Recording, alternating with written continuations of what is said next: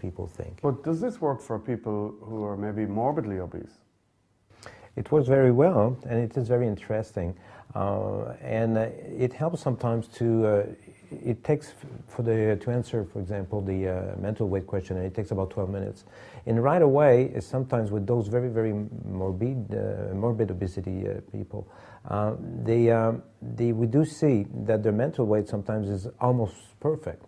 So they say that there's no my emotions, I feel very good about myself, my morale is very good, no depression, nothing and so forth. So that's very interesting because in our research, we have been able to see that these people are out of touch with their body. They don't imagine themselves. That's why they become so obese. They don't see themselves as a reality.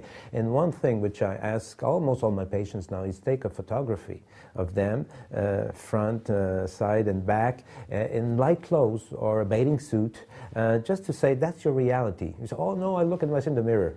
It's never the same, and your eyes will modify the reality. So the first thing is to get in touch with our body. Make sure that the body image we have is what reality is. So that's the first thing. But also we have understood that these people, and that's why they get so overweight, they're also out of touch with their emotions. And usually it comes from childhood problems, very difficulties, men, for example, with their father.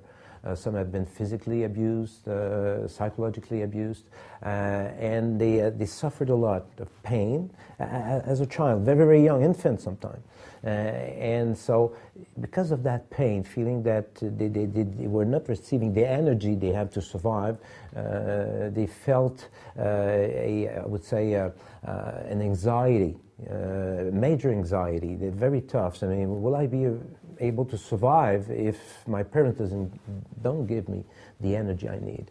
And so they will deny that suffering. They put a cover, just like over a cement cover, like over Chernobyl, so that they don't feel the pain. The mind, the brain, there's research now with the MRI showing that the brain will automatically change, modify itself so that the person doesn't feel that pain because it's unbearable.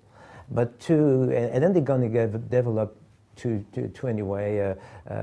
possibilities. They kind of feel like they're a victim and guilt and depressive signs, or they become very angry and then a bit paranoid about everybody and a lot of aggressive behavior, or guilt also that I'm not allowed to have that anger at my parents. So then the only way they have to cope with that, I would say, that emotional void, that inner energy void, is to, for some, overeat, up to having 10 stone, sometimes overweight. But the same thing that for alcoholics, for drug addictions and so forth. So that's the kind of pattern usually that we do. But that's not the majority. The majority of our patients usually have. But if they're ready to cope with that and their help with our counselors and so forth on a regular basis, so they can learn to cope with those emotions. The first thing that you have to do, you understand that you're denying those emotions. So if you want to get rid of, you need to get in touch with it. And then when you feel that anger, when you feel that guilt, then you can work on eliminating it.